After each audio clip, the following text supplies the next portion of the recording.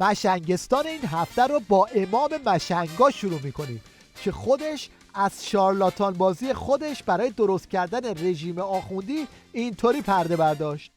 این کلمه را گفتن که روحانیون شغلشون یک شغل بالاتر از این مسائل اجرایی است و اگر چنانچه اسلام پیروز بشد روحانیون میرن سراغ شغلهای خودشون.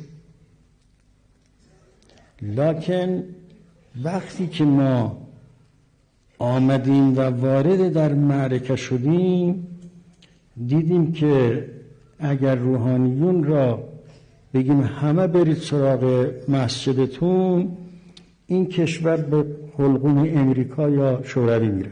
مسئله چیزی نیست که آقایون به ما بگن شما اون روز اونجوری گفتید.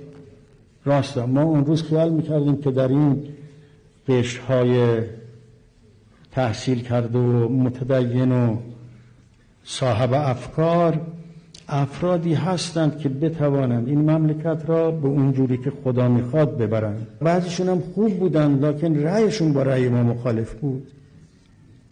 ما از حرفی که در مصاحبه ها گفتیم عدول کردیم. ما اینطور نیست که هر جا یک کلمه گفتیم و دیدیم مسائل اسلام حالا ما آمدیم دیدیم اینجور نیست اشتباه کرده بودیم بگیم ما سر اشتباه خودمون باقی هستیم. هر چی میخوان به ما بگن که کشور ملایان